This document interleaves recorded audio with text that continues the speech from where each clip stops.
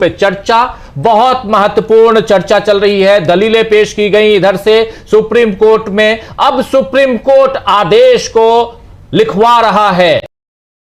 मुख्य न्यायाधीश अपना अंतरिम आदेश, इंटरिम ऑर्डर लिखवा रहे हैं। मुख्य न्यायाधीश यानी सीजेआई माफी चाहूंगा, उनका नाम ज्यादा याद आता है, संजीव खन्ना जी। चंद्रचूड़ साहब तो जा चुके हैं, लेकिन संजीव खन्ना जी अब लिखवा रहे हैं अंतरिम आदेश। और इस अंतरिम आदेश में एक महत्वपूर्ण बात कह दी है सीजीआई ने, राजीव जी, और यह कह दिया है कि मैंने कहा है कि उपयोगकर्ता द्वारा घोषित या पंजीकृत वक्फ भी वक्फ है, यानी किसी भी तरीके का वक्फ है वो वक्फ है, जो सरकार ने इस कानून में किया था। यानी ये सीधा सीधा एक तरीके से इस कानून जो बनाया सरकार ने उस पर बड़ी चोट इंटरिम आदेश में भी आ गई है, राजीव जी। जी जी बिल्कुल। वक्फ बोर्ड जो है वो इसमें बहुत सारी बातें या साफ साफ यहां लिखवाई जा रही हैं, बहुत इंपॉर्टेंट है। और अभी उसी चीज को देख रहा हूं अमलिंदु जी। ये भी कहा सीजीआई कि इस बात पर सहमति है कि पक्षकार उन याचिकाओं की पहचान करेंगे जिन्हें मुख्य मामलों के रूप में माना जाएगा। यानी जो 70 पहुंचे हैं वो सब आपस में तय कर लेंगे कि कौन सी मुख्य याचिकाएं मानी जाए, इनमें से वो 5 याचिकाओं पर आगे सुनवाई होगी, बाकी डिस्पोज ऑफ मानी जाएंगी। और अन्य को मुख्य मामलों में आवेदन के रूप में माना जाना चाहिए। आज भी याचिकाओं का निरंतर प्रवाह, यानी अन्य जो है उनको मुख्य मामले में आवेदन के रूप में जोड़ा जाएगा। वो मुख्य याचिकाएं नहीं होंगी, मुख्य याचिकाएं 5 होंगी, क्योंकि उनका कहना है कि आज भी याचिकाएं जो लगातार आ रही हैं। जी ये कह रहे हैं, लेकिन हम पक्षों के नाम नहीं बताने जानते हैं। ये 5 हम कोई भी उठा लेंगे, कोई भी उठा लेंगे। हम पक्षों के 5 ये पक्षकार होंगे, उन्हीं का ऐसा नहीं, उनका नाम नहीं बताने जा रहे हैं। हम इसे वक्फ संशोधन अधिनियम के रूप में संदर्भित करेंगे और उसके साथ साथ ये करेंगे। तो ये पक्ष का नाम नहीं कर रहे हैं, वो संशोधन की बात कर रहे हैं। और उसके बाद सीजीआई कह रहे हैं कृपया नोडल वकील नियुक्त करें। इसके लिए नोडल वकील प्लीज अपॉइंट नोडल काउंसिल। उसके बाद सिब्बल साहब आ गए हैं। सिब्बल साहब कह रहे हैं माय लॉर्ड, घोषित या पंजीकृत कह सकते हैं जिसमें उपयोगकर्ता द्वारा वक्फ शामिल है। माय लॉर्ड में से डिक्लेयर्ड और registered including Waqf by user. Waqf by user जो चल रहा है उसको घोषित या डिक्लेयर्ड कहा जा सकता है। ये सारी बातें जो हैं अब हो रही हैं, और उसमें वक्फ बाय यूजर का भी नाम इसमें, यानी जो आदेश अभी लिखवाया जा रहा है। दोस्तों इस वक्त बता दूं, जो साथी बाद में जुड़े हैं आपको बता दूं कि अभी 2:23, लेकिन अभी से मात्र 15 मिनट सुनवाई हुई। सुनवाई के बाद सुप्रीम कोर्ट में मुख्य न्यायाधीश ने कहा कि अब मैं अंतरिम आदेश लिखवाना शुरू करता हूं, और वो अब लिखवा रहे हैं और आदेश लिखवा रहे हैं। बाकी वकील हैं वो सुन रहे हैं। उस आदेश में उन्होंने कहा है कि ऑन रिकॉर्ड ले रहा हूं कि सरकार अगली सुनवाई तक, जैसे कही है कि हम इसमें कोई भी परिवर्तन नहीं करने जा रहे, यानी इस कानून को ठंडे बस्ते में डालने जा रहे हैं। सीधे शब्दों में कहा जाए, बिल्कुल सीधे शब्दों में कहा जाए तो इस कानून को सरकार ने यह मान लिया है कि हमको अभी ठंडे बस्ते में रखना है। तो यह कानून ठंडे बस्ते में जा रहा है, और लेकिन इस कानून के जो लूप होल्स हैं जिसको बाहर निकाल के सरकार उसका बेनिफिट उठाने की कोशिश कर सकती है, परेशान करने की कोशिश कर सकती है, तो उस पर कैसे लगाम लगाया जाए वो चीजें लिखवाई जा रही हैं। जिसमें यह कहा जा रहा है कि वक्फ बाय यूजर जो है, अगर कोई प्रॉपर्टी पुरानी है, 200 साल पुरानी, 300 साल, 400 साल, 13वीं शताब्दी, 14वीं शताब्दी की प्रॉपर्टी है, उसके कागजात नहीं है, तो वो वक्फ बाय यूजर मान लिया जाएगा। अभी तक जैसे माना जाता था वैसे ही माना जाएगा। इसको डिनोटिफाई नहीं किया जाएगा। इसको कोई भी अपने कब्जे में, सरकार अपने कब्जे में नहीं ले सकती ऐसी जमीन को, ऐसी इमारतों को। एक तो यह बात यहां साफ साफ कही जा रही है। दूसरी बात यहां कही जा रही है कि कलेक्टर को बदला नहीं जाएगा। कलेक्टर अपना काम अगर कर रहे हैं तो करेंगे, लेकिन उसमें यह नहीं कि कलेक्टर को लगा दिया गया, जैसे उनको पूरा सबसे ऊपर की चोटी पे बैठाकर इस कानून में लाया गया है, वो नहीं होगा। तीसरा, कोई भी बोर्ड का गठन सरकार अपने हिसाब से नहीं करेगी, या काउंसिल का, वक्फ बोर्ड या वक्फ काउंसिल का गठन सरकार अपने हिसाब से नहीं करेगी। ये सारी बातें वहां लिखवाई जा रही हैं अमलिंदु जी। और क्या है, हाँ, ये की जा रही है कि कोई भी नियुक्ति जो नहीं होगी, और ये साथ साथ ये भी कि 1995 के वक्फ अधिनियम 2013 में जो संशोधन को चुनौती देने वाली रिट याचिकाएं थी उनको कॉज लिस्ट में अलग से दिखाया जाना चाहिए, जवाब दाखिल करने के लिए खुला रहेगा। ये उन्होंने कहा सीधे सीधे कि ये, और 7 दिन के अंदर राज्य वक्फ बोर्ड और राज्य मतलब केंद्र सरकार जो है वो अपना जवाब दाखिल कर सकती है। और साथ में ये भी आदेश दिया सीजीआई ने कि दोनों पक्ष जो है वो अपने नोडल वकील उसमें नियुक्त करेंगे, और और ये जो याचिकाकर्ता है वो सब आपस में मिलकर तय कर लेंगे कि कौन सी 5 याचिकाएं जो है वो जाएंगी, और वो किसी को नाम नहीं बताएंगे, ये उन्होंने कह दिया है। जी जी, बिल्कुल बिल्कुल, बहुत बहुत सारी चीजें यहाँ चल रही हैं और फटाफट लिखवाई जा रही है। जितनी बातें हम आप तक कह रहे हैं ये सारी चीजें लिखवा रहे हैं, सीजेआई लिखवा रहे हैं और कह रहे हैं कि विशेष रूप से जो है वो 2013 की जो एक्ट है, जिसमें जो यहां पर संशोधन हुआ था, जिसका जिक्र बार बार मोदी सरकार कर रही थी कि 2013 में तो यूपीए की सरकार थी, उसने ऐसा किया, उसने वैसा किया, उसका भी यहां जिक्र आया है। और कहा जा रहा है कि 2013 के अधिनियम को चुनौती देने वाले याचिकाकर्ताओं को जवाब दाखिल करने की स्वतंत्रता दी गई है और भारत सरकार और राज्य 7 दिनों के भीतर जवाब दाखिल कर सकते हैं, जिसमें वक्फ बोर्ड भी शामिल है। यानी कि आप अगर चाहें तो विशेष मामले के रूप में 2013 में जो कानून बनाया गया, इसमें संशोधन किया गया, उसको भी आप उसमें भी चुनौती दे सकते हैं। उसके लिए आप यहां पर, और इसमें वक्फ बोर्ड भी शामिल है जो आकर यहां पे अपनी चुनौती पेश कर सकता है, यह कहा जा रहा है। और यहां पर यह भी कहा जा रहा है कि हम एक बात स्पष्ट करना चाहते हैं कि अगली सुनवाई जो शुरुआती आपत्तियां हैं और अंतरिम आदेश के लिए निर्देश के लिए होगी और मामले को वक्फ संशोधन अधिनियम 1, 2, 3, 4, 5 के रूप में पढ़ा जाएगा। यह बात भी यहां कहा जा रहा है कि we clarify that the next hearing will be for the preliminary objections and directions for interim order. साफ साफ ये कहा जा रहा है। और इसमें जो अगली हियरिंग होगी वो अंतरिम आदेश पर बहस के लिए होगी, लेकिन अंतरिम आदेश हम अब पेश कर रहे हैं, जिसको लिखवा रहे हैं। यानी कल जो बातें हुई हैं उसी बात को आज सीजेआई आगे बढ़ा रहे हैं, ये साफ दिखाई दे रहा है अमलेंदु जी। हाँ बिल्कुल, उसी को आगे बढ़ा रहे हैं। और इसका मतलब राजीव जी, जो समय मांगने की चाल थी सरकार की, वो चाल भी व्यर्थ होती नजर आती है। ठीक है, 7 दिन में आप अपने जवाब दाखिल कर दें, अब जब सुनवाई होगी तो आपके जवाब पे होगी, लेकिन ये इंटरिम आदेश तो आएगा ही। ये इंटरिम आदेश आ ही गया राजीव जी। तो जो सरकार की चाल थी वो भी एक तरीके से विफल हो गई, और बल्कि ऑन रिकॉर्ड पर ये बात आ गई कि 7 दिन में जो है आप अपना जवाब दाखिल करेंगे और कोई भी आप चेंज नहीं करेंगे। ये महत्वपूर्ण बात है। यानी जो तुषार मेहता जो एसजी थे, सॉलिसिटर जनरल, उन्होंने जो कहा कि साहब हम कोई नहीं बदलेंगे, ये ऑन रिकॉर्ड आ गया कि सरकार ने आश्वासन दिया है कि आप इसमें कोई बदलाव नहीं करेंगे, कलेक्टर नहीं बदलेंगे। और जब सिब्बल साहब ने बीच में दखल दिया कि साहब वो वक्फ यूज़र, उनका कि कुछ भी हो, चाहे वो वक्फ यूज़र हो, चाहे वो वक्फ कोई किसी भी पंजीकृत हो, किसी भी तरीके का, सब वक्फ है। तो यानी एक बहुत बड़ी चोट राजीव जी ये इस समय सरकार को लगी है, जो ये कानून लेकर आई थी। ये साफ तौर पर समझा जा सकता है। बिल्कुल बिल्कुल, आप सही कह रहे हैं। एक साफ तौर पर सरकार को चोट यहां वक्फ बिल पर, वक्फ संशोधन कानून पर एक बड़ी जीत उन लोगों की जो इसका विरोध कर रहे थे, उनकी बड़ी जीत है। मुस्लिम पर्सनल लॉ बोर्ड से लेकर तमाम ऐसे और विपक्षी दलों ने और तमाम अलग अलग संगठनों ने इसके खिलाफ मुहिम छेड़ी थी, जिस पर मोहर लगाते हुए सुप्रीम कोर्ट यहां दिखाई दे रहा है। अमलेंदु जी ये कह सकते हैं? हाँ बिल्कुल बिल्कुल राजीव जी, जो तर्क दिए गए थे याचिकाकर्ताओं की तरफ से, उस पर ही मोहर लगाता हुआ सुप्रीम कोर्ट एक तरीके से दिखाई पड़ता है। और जो याचिकाकर्ताओं के तर्क थे वो स्वीकार किए हैं एक तरीके से सुप्रीम कोर्ट ने। और जो इंटरिम आदेश आया राजीव जी, ये कल भी स्पष्ट कर दिया था सीजीआई ने कि अमूमन मतलब जो प्रक्रिया है उसमें हम इंटरिम आदेश पारित नहीं करते हैं, लेकिन ये मामला इतना ज़्यादा गंभीर है कि इसमें इंटरिम आदेश पारित करना पड़ेगा। तो कल जब उन्होंने अपने 3 पॉइंट्स बताए थे, उसके बाद फिर जब गिड़गिड़ाने लगे सरकार वहाँ सीजीआई के सामने अदालत में, तो उनका ठीक है कल इस पर बहस करते हैं। और आज शुरू होते ही फिर उन्होंने 1 मिनट में बात सुनी उनकी, एसजी साहब की। उन्होंने जो बातें कहीं उसको तुरंत रिकॉर्ड पे लिया और कहा कि अब आप रुकिए, अब मैं आदेश लिखवाऊंगा। तो यानी अदालत का मन राजीव जी से कहा जाता है कि वो पहले से तैयार था कि सरकार क्या तर्क दे सकती है, वो नए तर्क उसको सुनने हैं। यानी कल तो बहस हो चुकी थी, इंटरिम आदेश कल की बहस के बाद ही आया था, तो इसमें नई बात सरकार को क्या कहनी थी जो कल नहीं कह पाई थी सरकार। तो ये इसका मतलब अदालत भी ये समझ रही थी कि सरकार कोई बहाने ढूंढ कर लाएगी, तर्क कोई नहीं होंगे। और ये बात सामने भी आई कि चूंकि जब वो समय मांगने लगे सॉलिसिटर जनरल कि ये समय मांगना चाहते हैं, इसको लिंगर ऑन करना चाहते हैं, इनका जो मंशा है वो मामले को लटकाने की है, इंटरिम आदेश पर बहस करने की नहीं है। चूंकि अगर आपने आज का समय लिया था तो आपको आज तैयारी के साथ बहस करनी चाहिए थी। ये एक राजीव जी साधारण समझ जो है वो लोगों को भी ये आती है।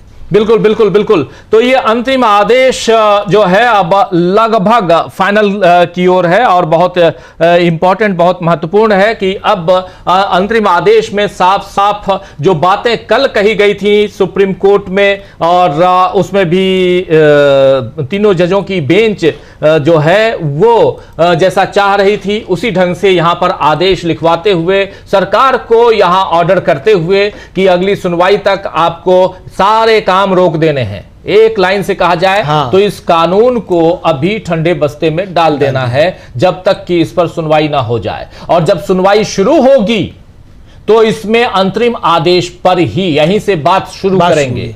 सुप्रीम कोर्ट ने साफ साफ कहा है कि बात यहीं से, और बात यह है अमरेंदु जी कि बात यहीं से शुरुआत तो करनी भी पड़ेगी, क्योंकि इसी पे तो रोक लगाने के लिए संगठनों ने मांग की है। इसी मांग की है, इसी पे मांग की है। और जो एक तरह से कहा जाए राजीव जी, अगर जो पूर्ण आदेश आएगा तो पूर्ण आदेश यही आएगा कि ये सब खारिज किया जाता है। तो जो पूर्ण आदेश आना था उस पर एकदम से इंटरिम ऑर्डर आ गया। और राजीव जी आपको याद होगा कि कल जब वो स्टे की मांग उठी तो सीजीआई ने तुरंत कहा कि नहीं, स्टे पर हम बात ही नहीं करेंगे, इस याचिका को उठाकर लग रखिए।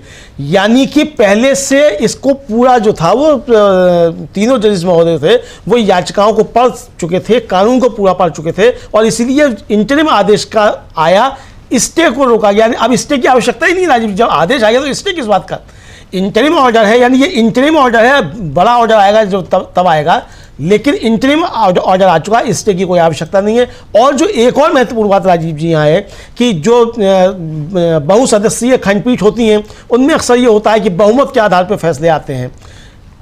3 जनों की पीठ है तो एक उसमें डिसीजन नोट होता है, 2 के आ जाते हैं, 7 की होती है तो 5 एक बात बोलते हैं, 2 कुछ बोलते हैं, या 6 बोलते हैं, 1 कुछ बोलते हैं। यहाँ तीनों जजेस जो है राजीव जी वो एक ही मत के नजर आ रहे हैं, यानी कि बहुमत का जो है, बहुमत की यहाँ बात नहीं है, सर्वसम्मति से पीठ ने यह फैसला दिया है, इंटरिम आदेश दिया है। बिल्कुल सर्वसम्मति से यह फैसला सुना दिया गया है, मतलब लिखवाया गया है, और वो लिखवाने में यहां पर साफ साफ ये इन शब्दों में समझिए कि साफ साफ यहां कह दिया गया है कि ये जो 3 आदेश हम कर रहे हैं जिसमें वक्फ बाय यूजर की बात हम कर रहे हैं, यानी प्रॉपर्टी के साथ कोई डिनोटिफिकेशन का मामला नहीं आएगा। दूसरी बात कह रहे हैं कलेक्टर अभी जहां है वहीं रहे। तीसरी बात कह रहे हैं मतलब कलेक्टर का रोल को भी यहां रोका गया है। और तीसरी बात कही जा रही है कि कोई भी बोर्ड का गठन नहीं होगा, किसी भी काउंसिल का गठन नहीं होगा। जैसे आपने कहा था कि इसमें इतने मुसलमान होंगे, इतने दूसरे गैर मुसलमान होंगे, ये सब यहां नहीं होगा। मुस्लिम गैर मुस्लिम की बात नहीं, यहां पर सब कुछ, यानी यही 3 पॉइंट हैं जिस पर रोक 100% लगा दी गई है, ये कह लें। और आगे अगली जब सुनवाई होगी तो सुनवाई में इन्हीं अंतरिम आदेशों पर ही बात होगी। एक बात और कही गई है कि रिट याचिकाएं जितनी लगाई गई हैं इस पिटीशन इस पे वक्फ संशोधन अधिनियम 2025 पे, और उसमें सिर्फ 5 पे हम सुनवाई करेंगे, 100-120 पे सुनवाई नहीं कर सकते। इन्होंने कहा कि 100 से ज्यादा है याचिकाएं लगी, हम तो अभी तक 70 ही कह रहे थे, 100 से ज्यादा याचिकाएं लगी हुई हैं और सब पे सुनवाई करना मुश्किल है, नामुमकिन है, तो इसलिए उसमें समय भी ज्यादा जाएगा। तो बेहतर है कि आप एक काम कीजिए कि हम 5 इसमें से लेंगे। कौन 5 होगा हम इसका नाम भी नहीं बताने जा रहे हैं, लेकिन बाकी को निपटाया हुआ समझ लीजिए, डिस्पोज्ड ऑफ मान लिया जाएगा, यानी उसको भी, उसका निपटारा भी हो गया है। यानी बात यहां पर सुप्रीम कोर्ट एक तरह से कहिए तो अब स्वतः संज्ञान लेता हुआ नजर आता है अमलेंदु जी। सुप्रीम कोर्ट यहां इस मामले को देख रहा है कि इसकी गंभीरता कितनी है। इस मामले की हिंसा की बात भी, मुर्शिदाबाद और बाकी जगहों पे जो हिंसा हुई है उसका जिक्र भी कल आया था। सुप्रीम कोर्ट ने कहा था नाम न लेते हुए कि इस मसले पर हिंसा हो रही है, नहीं होनी चाहिए, उकसाने की राजनीति हो रही है, वो भी नहीं होनी चाहिए। ये सारी बातें कल सुप्रीम कोर्ट ने कही है। तो एक तरह से यहां पर पिक्चर क्लियर है और साफ साफ कि जो वक्फ बाय यूजर जो है वो कपिल सिब्बल भी उठे और उन्होंने कहा कि इसको वक्फ बाय यूजर के हिसाब से संपत्ति घोषित की जाए। और सुप्रीम कोर्ट तो पहले से कह रहा है कि 14वीं 15वीं 16वीं शताब्दी के जो इमारतें हैं उसको क्या कहेंगे आप, उसके कागजात कहां से लेके आएंगे। कोई कल को आप बोलेंगे ताजमहल का कागज लेके आओ तो कहां से लेके आएंगे, कल को बोलेंगे कुतुब मीनार का कागज लेके आओ तो कहां से लेके आएंगे। कुतुबुद्दीन ऐबक ने उसकी नींव रखी और इल्तुतमिश ने उसको बनवाया, तो आप इल्तुतमिश के खानदान के यहां जाके उसके संदूक और पेटियों को खोलेंगे तो नहीं कि किसी के यहां किसी के पास कागज है। तो बात यही है, सिंपल सी बात है। अब ठीक है, ये आर्कियोलॉजिकल सर्वे ऑफ इंडिया की प्रॉपर्टी आज की तारीख में, लेकिन मैं एक सिंपल उदाहरण दे रहा हूं। आप ये मत सोचिए कि वहां मैं कागज की बात कर रहा हूं, एक उदाहरण दे रहा हूं कि ऐसी बहुत सारी इमारतें हैं जिसका जो वक्फ बाय यूजर, जो ऑलरेडी उपयोगकर्ता उसका मालिक बन चुका है, वक्फ उसका मालिक है। अगर वक्फ बोर्ड मालिक है तो आप उसको डी नोटिफाई करने की कोशिश करेंगे, आप कहेंगे नहीं जी आप कागज नहीं दिखा रहे हैं, आपके पास रजिस्ट्री का कागज नहीं है, तो ये अब सरकार अपने अधिकार क्षेत्र में लेती है, आधिपत्य में लेती है, ये नहीं हो सकता। तो यहां पर सेक्शन, इस कानून का सेक्शन 9 और सेक्शन 14, इसको भी नोटिफाई किया है सुप्रीम कोर्ट ने, और साफ साफ सुप्रीम कोर्ट ने कहा कि इस कानून में जो लूप होल्स हैं, इस कानून में जो छेद हैं, उसको भी हम भरने की कोशिश करेंगे और इन सब पे हम चर्चा करेंगे, बात करेंगे। अमलेंदु जी यही सब है जी, बिल्कुल यही है। और एक साथ साथ एक बात और कह दी सीजीआई ने कि जब तक मामला अदालत में लंबित है तो हमें यह सुनिश्चित करना होगा कि वर्तमान स्थिति में कोई व्यवधान नहीं आए, यानी सरकार इसमें कोई भी अपनी तरफ से कदम नहीं उठाएगी, ये सुनिश्चित करना होगा। और अगली तारीख भी आ गई है राजीव जी, 5 मई को 2 बजे फिर इस पर बहस होगी। तो 5 मई को 2 बजे फिर से इस पर बहस होगी। अगली तारीख भी सीजेआई ने दे दिया है सुप्रीम कोर्ट की तरफ से इस मसले पर। अगली सुनवाई 5 मई 2025।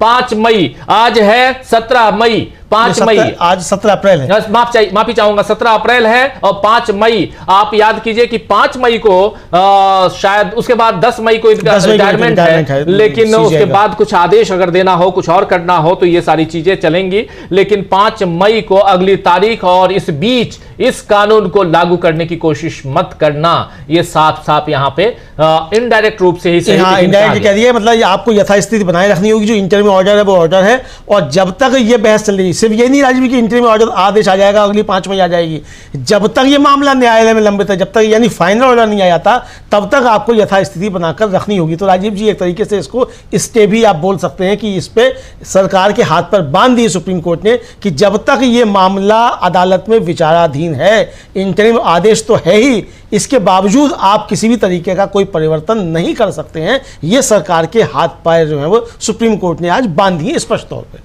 बिल्कुल बिल्कुल बिल्कुल, बहुत बहुत बड़ा फैसला, बहुत बड़ा फैसला आपको बता दूं, इसलिए क्योंकि यहां पर सरकार के हाथ पैर बांध दिए गए। अमूमन कई सारे कानून सरकार लाती है और उसको इधर सुप्रीम कोर्ट कह देता है कि नहीं जी इस पर हम आगे कुछ नहीं करेंगे, ये ऑलरेडी कानून बन गया है। कई सारे ऐसे कानून आए, लेकिन इस कानून में वक्फ बिल, वक्फ संशोधन अधिनियम 2025 पर सुनवाई ही नहीं, बल्कि यहां पर सीजेआई ने साफ साफ अंतरिम आदेश लिखवा दिया है, और उस आदेश में सरकार को आदेशित किया है, ऑर्डर किया है कि अगली सुनवाई तक आप यह सुनिश्चित कीजिए कि इस पर किसी भी ढंग से कोई भी फैसला आप नहीं लेंगे। एक तो यह, दूसरी बात कि 5 मई को दोपहर आफ्टर लंच 2 o'clock 2 बजे फिर इस पर सुनवाई सुप्रीम कोर्ट करेगी।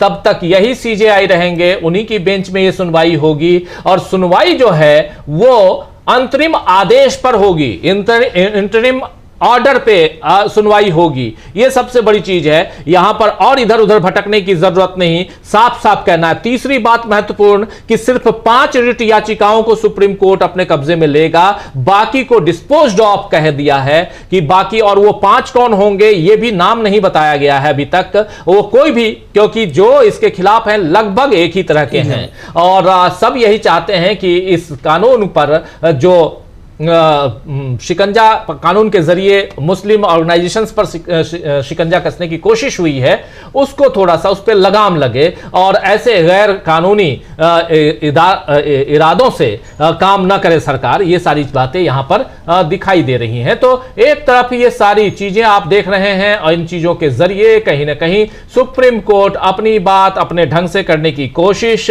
और दूसरी तरफ बहुत ही महत्वपूर्ण है कि वक्फ बाय यूजर का नाम लेते हुए एक बार नहीं कई बार supreme court Waqf by user की बात करता हुआ नजर आया है। लेकिन एक अमलेंदु जी महत्वपूर्ण बात यहां पे यह है कि कल जो अंतरिम आदेश सुप्रीम कोर्ट ने बताया था, वही अंतरिम आदेश को यहां सुप्रीम कोर्ट आगे बढ़ाया है आज। हाँ बिल्कुल, वही आगे बढ़ाया, उसमें कोई भी, और तुषार मेहता यहां कुछ नहीं कर पाए, बल्कि उल्टा सरकार को और फंसा बैठे कि आप 7 दिन में अपना जो है जवाब इस पर दाखिल करेंगे और आप इसमें कोई परिवर्तन नहीं करेंगे, खुद कह बैठे।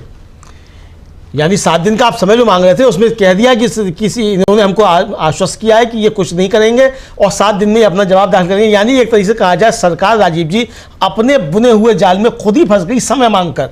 और यह भी स्पष्ट कर दिया बाद में कि इसमें किसी भी तरीके का कोई भी संशोधन किसी भी तरीके का नहीं हो सकता, कोई बदलाव नहीं हो सकता। सरकार के हाथ पैर पूरी तरीके से बांध दिए कि जब तक यह मामला विचाराधीन है अदालत के पास, शीर्ष अदालत के पास, तब तक इसमें किसी भी तरीके का कोई संशोधन या जो स्थिति है उसको नहीं बदला जा सकता। ये हाथ पैर सरकार के एकदम से सुप्रीम कोर्ट ने बांध दिए राजीव जी। बिल्कुल बिल्कुल, सुप्रीम कोर्ट ने बांध दिए हाथ पैर और सरकार ने यह भी बता दिया कि अगली सुनवाई कब होगी। वक्फ संशोधन अधिनियम 2025 को चुनौती देते हुए केंद्र ने सुप्रीम कोर्ट में लिखित बयान दिए।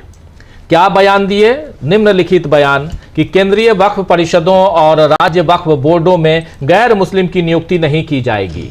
यह सरकार का लिखित बयान आ गया है लिखित रूप से कि, और जो दर्ज कराया सरकार ने कि गैर, और ये सुप्रीम कोर्ट में केंद्र ने सुप्रीम कोर्ट में जो बयान दिया है वो बयान देख लीजिए कि वक्फ परिषद यानी वक्फ बोर्ड, वक्फ काउंसिल दोनों में गैर मुस्लिमों की नियुक्ति नहीं की जाएगी। वक्फ जिसमें वक्फ बाय यूजर भी शामिल हैं, चाहे अधिसूचना या पंजीकरण के माध्यम से घोषित किया गया हो, सुनवाई की अगली तारीख तक विमुक्त नहीं किया जाएगा। यानी वक्फ बोर्ड जैसा है वैसा ही रहेगा, उसको यहां पर खत्म नहीं किया जाएगा। जो वक्फ जैसा है वैसा ही रहेगा। ये बहुत इंपॉर्टेंट है ये सारी चीजें। बिल्कुल राजीव जी, यानी अब तो सरकार ने खुद माना है कि जो सुप्रीम कोर्ट का इंटरिम आदेश तो है ही, और जब तक ये मामला रहेगा तब तक अगली सुनवाई की तारीख तक जो है किसी भी तरीके का कोई इसमें परिवर्तन नहीं किया जाएगा। और पंजीकरण के माध्यम से घोषित किया गया हो, चाहे वो वक्फ बाय यूजर हो, सबको वक्फ माना जाएगा और इस पर कोई छेड़छाड़ नहीं की जाएगी। ये सरकार ने आश्वस्त किया है, अपना लिखित वहां दिया है और ये कहा है कि केंद्रीय वक्फ परिषदों और राज्य वक्फ बोर्डों में गैर मुस्लिमों की नियुक्ति नहीं की जाएगी। और ये एक तरीके से कहा जाए सरकार अब खुद समझ गई राजीव जी कि इंटरिम आदेश तो है और ज़्यादा सरकार अगर इसमें कुछ बहस करेगी तो अभी तुरंत आदेश भी इस पर आ सकता है और सरकार की बहुत थू इसमें एक तरीके से हो सकती है। क्योंकि आपने जिस तरीके से कानून पास कराया बिना आपने लोगों की डिसेंट नोट्स को लिए हुए जेपीसी में और जिस तरीके से सदस्यों को निलंबित करके कराया गया, यानी राजीव जी आपने अत्याचार तो किया, आपने गलत तरीके से किया ही, लेकिन जो संवैधानिक प्रक्रिया थी आपने उसका भी उल्लंघन किया। दोनों चीजें हैं।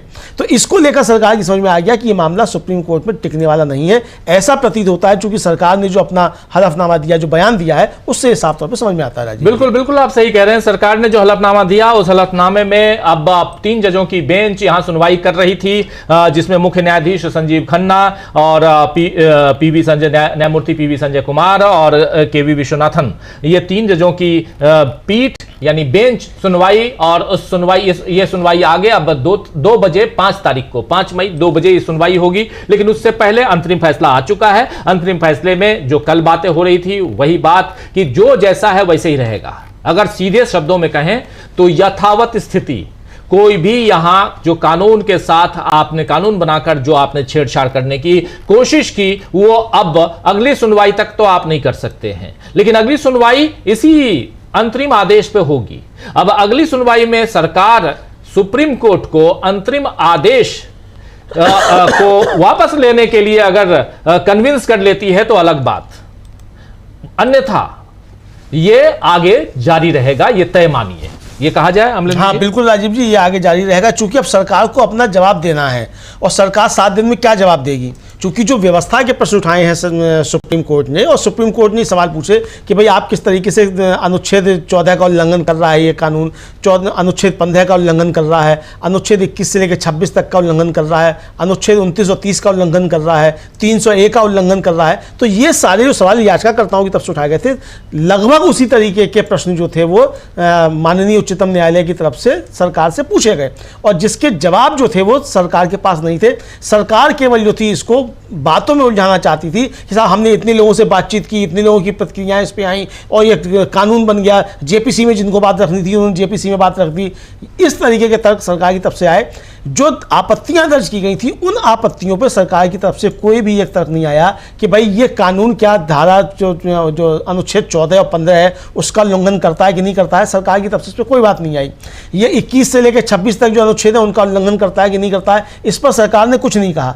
अनुच्छेद 29 और 30 का उल्लंघन करता है कि नहीं करता है, इस पर भी सरकार ने कुछ नहीं कहा। इसी तरीके से 300A जो है संपत्ति का अधिकार, उस पर ये कानून जो उसका उल्लंघन करता है या नहीं करता है, इस पर भी सरकार ने राजीव जी अपनी कोई बात नहीं रखी। यानी एक तरीके से जो किरण रिजिजू बाहर कह रहे थे न्यायपालिका के, वो एक तरीके से धमकाने की कोशिश जो न्यायपालिका को थी समझी जा सकती है, उसी पर जो थी वो सरकार अपने तर्क देती हुई नजर आई।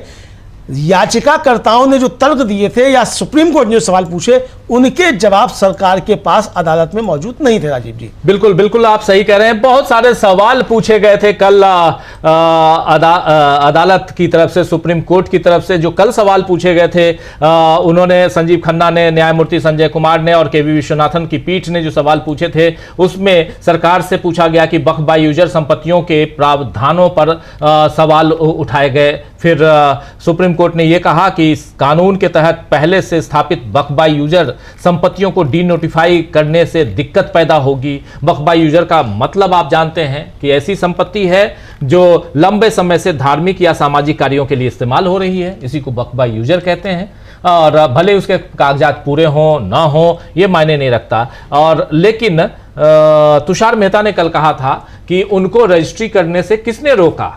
1995 का नियम था जिसमें कि आपको रजिस्ट्री करवा लेना चाहिए था, आपने रजिस्ट्री क्यों नहीं करवाया। तो इस पर सर्वोच्च अदालत ने कल कहा था कि 14वीं से 16वीं शताब्दी के बीच ज्यादातर बनी हुई जो मस्जिदें हैं उसके पास सेल डीड नहीं होंगे। जैसे जामा मस्जिद, क्या है उसके पास सेल डीड? तो क्या किया जाए, ऐसे में उन्हें कैसे रजिस्टर किया जाएगा। सवाल यह भी कोर्ट ने पूछा था कि आप ये नहीं कह सकते हैं कि वक्फ बाय यूजर में कोई असली संपत्ति नहीं होगी, यह भी कहा था। ऐसी मस्जिदों से रजिस्टर्ड डीड मांगना नामुमकिन होगा क्योंकि ये सभी वक्फ बाय यूजर प्रॉपर्टी हैं। इस पर सॉलिसिटर जनरल ने कहा था, तुषार मेहता ने कहा था कि उन्हें इसे रजिस्टर करवाने से किसने रोका। फिर सवाल किया सुप्रीम कोर्ट ने, यह कल की बात मैं कर रहा हूं, फिर सुप्रीम कोर्ट ने सवाल किया सॉलिसिटर जनरल से कि अगर सरकार कहने लगी कि ये जमीनें सरकारी हैं तो क्या होगा। फिर सबको, जिसको चाहो उसकी जमीनें आप सरकारी कह दो। सुप्रीम कोर्ट ने वक्फ बोर्डों और सेंट्रल बोर्ड काउंसिल, ये फिर उसके बाद फिर बोर्डों पे भी सवाल उठाए और कलेक्टर पे भी सवाल उठाए, कलेक्टर पे सवाल उठाए कि भाई जो आदमी जांच कर रहा है और वही आदेश भी दे रहा है कि वक्फ बोर्ड की संपत्ति है कि नहीं है, ऐसे कैसे हो सकता है। हाँ, ये भी सुप्रीम कोर्ट ने कहा कि भाई जो वो तो एक पक्ष है ना, जब वो जांच कर रहा है तो वो जांच कर रहा है तो वो आदेश कैसे दे सकता है जब वो एक पक्ष है। तो इसको लेकर भी सुप्रीम कोर्ट ने कल जो सवाल उठाए थे। यानी राजीव जी जो याचिकाकर्ताओं ने जो तर्क दिए थे वो बहुत विस्तृत और एक तरह से कहा जाए सुलझे हुए तर्क थे, जो सुप्रीम कोर्ट को समझ में आ गए कि याचिकाकर्ताओं ने जो तर्क दिए हैं वो विधि सम्मत हैं और कानून सम्मत हैं और इन तर्कों पर यह कानून कहीं टिकता नहीं है, ये बात समझी जा सकती है। राजीव बिल्कुल बिल्कुल बिल्कुल सही आप कह रहे हैं कि विधि सम्मत, कानून सम्मत सारे तर्क दिए गए। अब इस मसले पे अगली सुनवाई जो है वो होगी 5 मई को 2 बजे दिन में। लेकिन उससे पहले एक बड़ी जीत कह सकते हैं उन लोगों की जो इसे रुकवाना चाहते थे, अभी कम से कम स्टे चाहते थे। वो स्टे यहां पर अंतरिम आदेश के रूप में ही, लेकिन स्टे मिला हुआ ये साफ दिखाई दे रहा है। मुख्य न्यायाधीश इस पर काफी तैयारी करके आए हुए नजर आते हैं क्योंकि उन्होंने इस मसले पर बहुत सारे सवाल, ऐसे सवाल दागे जिन सवालों से सरकार 2-4 शायद नहीं हुई होगी।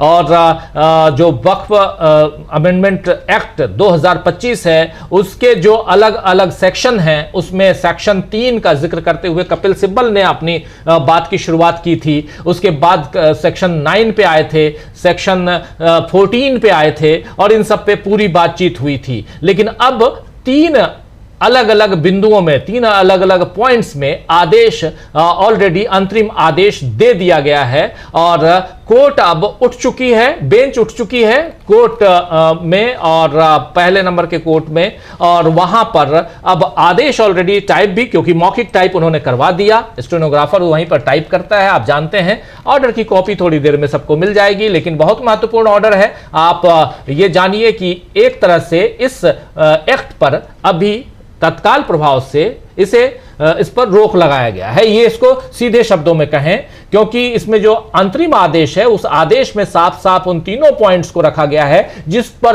लगातार आपत्तियां हो रही थी अमलेंदु जी। हाँ बिल्कुल राजीव जी, जिन पे आपत्तियां हो रही थी वो सारे पॉइंट्स उसमें इस तरीके, यानी जो कानून बनाया गया था राजीव जी, उसमें जो प्रावधान किए गए थे कि किस तरीके से संपत्तियों पर कब्जा किया जा सके और जिसको चाहो आप उसको सरकारी संपत्ति घोषित कर दें, वो सारे प्रावधान जो है मतलब जो छीनने वाले थे उन सब पर जो है रोक लगा दी सुप्रीम कोर्ट ने अपने इंटरिम आदेश में। अब इस जिन हिस्सों पर रोक लगी है, आप बिना उसके इस कानून को बेकार हो जाएगा आपके लिए कानून। और राजीव जी इसके साथ साथ ये भी कह दिया सुप्रीम कोर्ट ने कि जब तक ये मामला लंबित है सुप्रीम कोर्ट में, सरकार इसमें किसी भी तरीके की कोई छेड़छाड़ नहीं कर सकती है, ये भी साफ तौर पर कह दिया गया है। तो इसका मतलब राजीव जी एक तरीके से समझा जाए कि सरकार के हाथ जबरदस्त तरीके से सुप्रीम कोर्ट ने बांध दिए हैं, अच्छे तरीके से समझ लिया। कल भी सरकार के पक्ष से दलीलें दी गई, हरीश साल्वे जैसे बड़े वकील जो थे वो भी सरकार की तरफ से मौजूद थे, तुषार मेहता जो सॉलिसिटर जनरल है उन्होंने कल पूरे दिन मतलब 2 बजे से लेकर 3 लगभग 4:15 बजे तक बहस चली है, अपनी बातें रखी, विस्तृत तौर पर उन्होंने अपनी बातें रखी, सबसे ज़्यादा समय उनको ही मिला कल भी बात रखने के लिए। और जैसे ही इंटरिम आदेश की बात आई तभी जो थे वो गिड़गिड़ाने लगे सरकार की, हमको थोड़ा समय दे दिया, कल भी हमको सुन दिया जाए। उनका ठीक है आपको कल भी सुन लेते हैं। तो आज भी सरकार की तरफ से राजीव जी कोई नई बात नहीं कही गई, आज भी यही कही गई कि 7 दिन का हमको समय दे दीजिए, हम अपना इसमें जो है दाखिल कर देंगे जवाब, और 7 दिन में कुछ बदल नहीं जाएगा, सरकार चाहे तब भी नहीं बदल जाएगा। मतलब ये समझ रहे थे सॉलिसिटर जनरल कि ये भी बात यहाँ आ सकती है कि 7 दिन में सरकार कुछ ना कुछ कर सकती है अगर इस पर स्टे नहीं लगता है। तो ये भी उन्होंने कहा कि 7 दिन में सरकार चाहेगी भी तब भी इसको लेकर कुछ नहीं कर सकती है, ये उन्होंने अपना तर्क वहां रखा। लेकिन अदालत इस पर तैयार नहीं हुई और अदालत ने कहा कि नहीं, सीजे ने साफ साफ कहा कि आपकी बात हो गई, अब मैं आदेश लिखवाऊंगा। और फिर उन्होंने ऑर्डर लिखवा रहे थे और उन्होंने साफ साफ सरकार के मुंह से कही गई बातें इस ऑर्डर में लिखी हैं और साफ साफ उन्होंने कहा है कि सरकार ने जो मुझे कहा है, जो गारंटी दी है, उसी को मैं लिखवा रहा हूं कि केंद्रीय वक्फ परिषदों और वक्फ बोर्डों में गैर मुस्लिमों की नियुक्ति नहीं की जाएगी। सरकार ने कहा कि हम नियुक्ति नहीं करेंगे, मैं लिखवा रहा हूं। आपने कहा है कि वक्फ बाय यूजर भी, जिसमें वक्फ और वक्फ बाय यूजर शामिल हैं, चाहे तो उसका पंजीकरण या अधिसूचना, ये जो किया करने की जो आपने बात कही है उसमें वो आप नहीं करवाएंगे, अभी उसको नोटिफिकेशन में नहीं लेंगे। कलेक्टर जैसे हैं वैसे रहेंगे, तुम ही जांच करोगे, तुम ही फैसला सुनाओगे, ये नहीं होगा, अभी रुक जाइए। तो ये सारी चीजें कह रही हैं मूल रूप से देखा जाए अमलेंदु जी कि अब ये कानून धीरे धीरे ठंडे बस्ते की तरफ जाएगा। बिल्कुल बिल्कुल बिल्कुल। तो दोस्तों अब एक बड़ी सूचना के साथ इस कार्यक्रम को समाप्त करने की तरफ हम बढ़ेंगे और बहुत महत्वपूर्ण कि आज सुप्रीम कोर्ट ने उन लोगों को थोड़ी सी, जो कानून के ऊपर थोड़ी सी उम्मीद की किरण जो दिखानी चाहिए वो दिखा दी है। और सुप्रीम कोर्ट से ये फैसला एक बहुत बड़ा, अंतरिम आदेश ही सही लेकिन बहुत बड़ा फैसला है, जिसमें साफ साफ 3 पॉइंट रखे गए हैं, जिसमें ये कि जो वक्फ की जमीनें वक्फ की प्रॉपर्टी जैसी थी वैसी ही रहेगी, उसमें कुछ भी नहीं किया जाएगा। दूसरी चीज, कलेक्टर जैसे हैं वैसे रहेंगे, कोई जांच और ये सब नहीं करेंगे। और तीसरी चीज जो है वो ये है कि बोर्ड जो है, यानी सुप्रीम कोर्ट में बोर्ड या काउंसिल जो वक्फ का है वो उसका गठन आप अभी नहीं करेंगे और उसमें गैर मुस्लिम को आप नहीं लेंगे। इसी मसले पर असदुद्दीन ओवैसी ने अपनी प्रतिक्रिया दी है। आइए जरा असदुद्दीन ओवैसी की प्रतिक्रिया सुन लेते हैं। वो भी एक पक्षकार थे, उन्होंने भी रिट पिटीशन यहां दायर किया था। क्या कुछ उन्होंने कहा है इसके बाद सुन लीजिए जरा। हम पूरे उस बिल को उस एक्ट को अनकॉन्स्टिट्यूशनल मानते हैं और ये आर्टिकल 25, आर्टिकल 26, 14 और 15 और 29 का ग्रेव वायलेशन है। ये हम पहले से ही बोल दिया है और आज फिर आपके सामने रिट्रेट कर रहा हूँ। No. See, let us be very careful. The Honorable Supreme Court, as rightly pointed out by my counsel, Mr. Nizam Pasha, the Supreme Court has said that the Central Waqf Council and the State Waqf Boards will not be constituted. Waqf by user cannot be deleted. Now, there are other provisions also which we as a party have come to the Honorable Supreme Court that calling it unconstitutional. Now, whenever it will be heard, our counsel, Mr. Nizam Pasha, on behalf of me, will be arguing it. As you know very well, that during the deliberations of the Joint Working Committee, I have given a Dyson report opposing all the amendments that were proposed by the government. And during the debate in the Parliament on the consideration or passing of that bill, I have opposed each and every amendment. I have called it unconstitutional. I still call this law as unconstitutional, as violating the fundamental rights of Article 14, 15, 25, 26 and 29. So our legal battle will continue to ensure that this act, against this act will continue.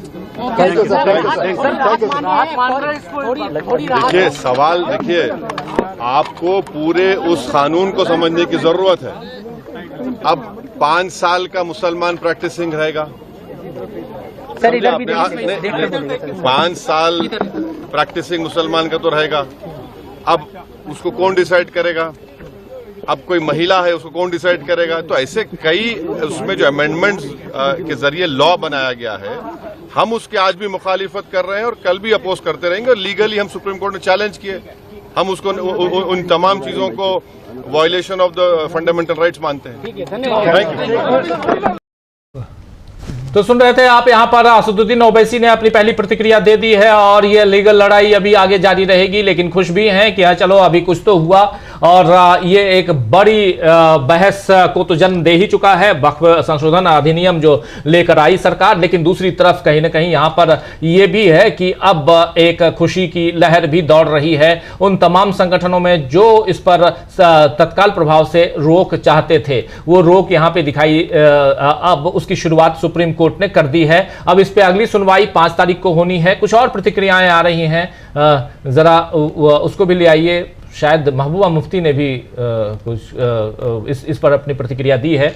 और महबूबा मुफ्ती ने क्या कुछ, चलिए court से बाहर निकलते हुए वकीलों ने क्या कुछ कहा है, आइए सुनिए जरा।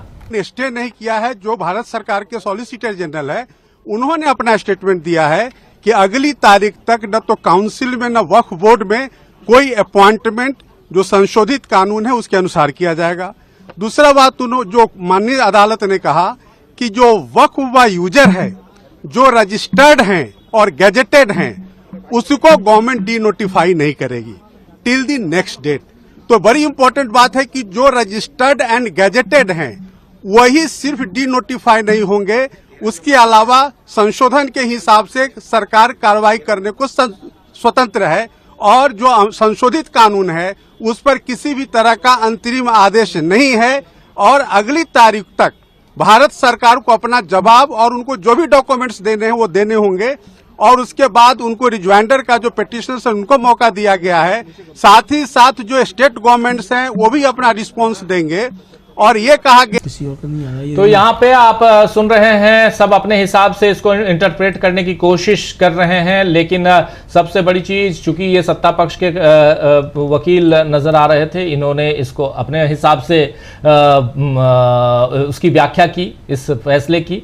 और दूसरी तरफ ये है कि यहाँ पर सीजेआई ने साफ साफ कहा है कि अगली सुनवाई हम 5 तारीख को 2 बजे, दोपहर 2 बजे करेंगे आफ्टर लंच। लेकिन इस बीच आप इस पर कोई भी फैसला नहीं ले सकते हैं। इसका मतलब कि 5 तारीख तक ये स्टे है। अब वो कह रहे हैं कि स्टे नहीं है, तो चलिए स्टे शब्द का इस्तेमाल करें ना करें, लेकिन अंतरिम आदेश तो है ही अमलेंदु जी। हाँ बिल्कुल, स्टे की आवश्यकता ही नहीं राजीव जी, जब आदेश आ गया तो स्टे की आवश्यकता ही नहीं। अमानतुल्लाह खां का सुनते हैं क्या कह रहे हैं वो, सुनिए जरा। मैं तहे दिल से शुक्रगुजार हूं आज सुप्रीम कोर्ट का, सुप्रीम कोर्ट के तमाम जजेस का, तमाम वकीलों का, जिन्होंने आज धर्म से ऊपर उठ करके हमारे लिए खड़े हुए, मेहनत की, साथ दिया इस मुल्क को बचाने का। तो मैं आज हम इस फैसले से पूरी तरह से मुतमईन हैं। जिस तरह से आज केंद्र सरकार ने आकर कहा कि जो भी हम किसी किस्म का कोई रजिस्ट्रेशन हम नया नहीं करेंगे, कोई छेड़छाड़ नहीं करेंगे, जो वक्त बाय यूज इस्तेमाल होती आई हैं प्रॉपर्टियां वो रहेंगी, जो मसाजिद हैं, जो दरगाहें हैं, जो कब्रिस्तान हैं, तमाम ऐसे ही रहेगा। और वक्त के जो मेंबर हैं उसके अंदर भी किसी किस्म की वो छेड़छाड़ नहीं करेंगे, किसी किस्म का अपॉइंटमेंट मेंबर का नहीं करेंगे। लेकिन सरकार की तरफ से जो समय मांगा गया तुषार मेहता की तरफ से 7 दिन का, आपको लगता है कि उस डॉक्यूमेंट कुछ ऐसे पेश करेंगे आप? 7 दिन में वो जवाब दाखिल करेंगे, उसके बाद 5 दिन हम लोगों को दिया गया है। 5 रिट जो है वो जो है एज ए लीड जो है वो ट्रीट होंगी, बाकी सबको एप्लीकेशन के तौर पे किया जाएगा। तो डीएम की भूमिका पे जो सवाल खड़े किए कोर्ट ने, कल की सुनवाई में भी हमें दिखा, आज भी जो उस पे बातें कही, आपको लगता है कि ये हटेगा या ये यथास्थिति बनेगी? बिल्कुल, ये कोई है ही नहीं है। डीएम देखिए सबसे ऊपर कैसे हो सकता है? डीएम कोर्ट से ऊपर हो गया, डीएम बोर्ड से ऊपर हो गया, बोर्ड ऑटोनोमस बॉडी है, तो वो तो हटना ही हटना है। वो 100% उस पर है कि वो हटेगा, और जो वक्फ बोर्ड था जैसे था वैसे ही रहेगा। वक्फ यूजर हाउस में जो आगे की भी जो अन्य जो बातें कही गई थी, आपको लगता है आप लोग की जो मांग थी वो यथास्थिति बरकरार है? बिल्कुल, जैसा हम चाहते थे वैसे ही आज हुआ है जो हमारी मांग थी, क्योंकि मैं वक्फ से जुड़ा रहा हूँ, चेयरमैन रहा हूँ, तो मुझे मालूम है इसकी तमाम बारीकियां, तमाम मजबूतियां, कमजोरियां, कहाँ से कमजोर किया जा सकता है, तो मैं वो जानता हूँ। इसलिए हम इस फैसले से पूरी तरह से मुतमईन हैं। तो सुन रहे थे आप यहाँ पर, और मुतमईन हैं अपने इस फैसले पे, और इस फैसले का स्वागत किया जा रहा है अलग अलग संगठनों के द्वारा। अलग अलग जो इस फैसले के खिलाफ सुप्रीम कोर्ट गए थे, अमानतुल्लाह खां को अभी आप सुन रहे थे, लेकिन ऐसे तमाम, इससे पहले आपने असदुद्दीन ओवैसी को भी सुना।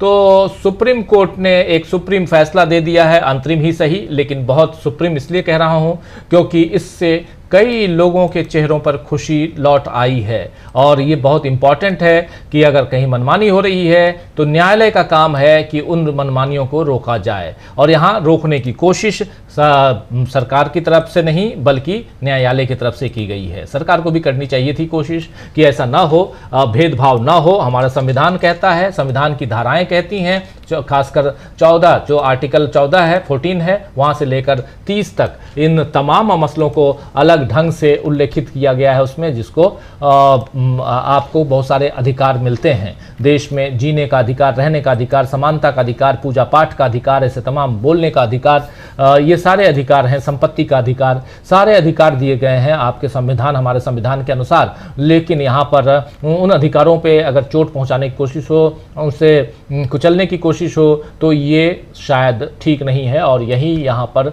दिखाई देता है कि यहाँ एक अच्छा फैसला अभी तक तत्काल प्रभाव से इस 3 पॉइंट को लेकर सुप्रीम कोर्ट ने जो आदेश जारी किया है वो अंतरिम आदेश ही सही, लेकिन बहुत महत्वपूर्ण है।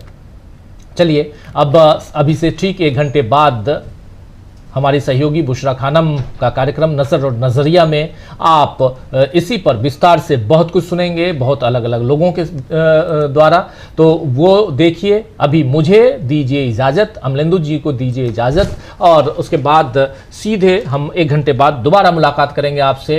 नज़र और नज़रिया बुशरा खानम लेकर आएंगी। वक्फ बिल और अब जो कानून बन चुका उस पर गहमा गहमी, और सुप्रीम कोर्ट में क्या कुछ हुआ उस पर। उसके अलावा उधर इंडिया गठबंधन की बैठक चल रही है, उस पर भी निगाहें सबकी टिकी होंगी। पटना में इंडिया गठबंधन की बैठक चल रही है दोस्तों, उस पर भी निगाहें। लेकिन सुप्रीम कोर्ट में सरकार अब घिर चुकी है और बड़ा फैसला अब आ चुका है। मुझे दीजिए इजाजत। शाम 7 बजे मुझसे मुलाकात होगी न्यूज़ पॉइंट में। तो 7 बजे आप सबका इंतजार रहेगा, और न्यूज़ पॉइंट में और भी विस्तार से बहुत कुछ, इसके अलावा भी देश दुनिया की बाकी चीज़ों के साथ, बाकी खबरों के साथ मुलाकात होगी। और अब भी इजाज़त चाहता हूँ। नमस्कार।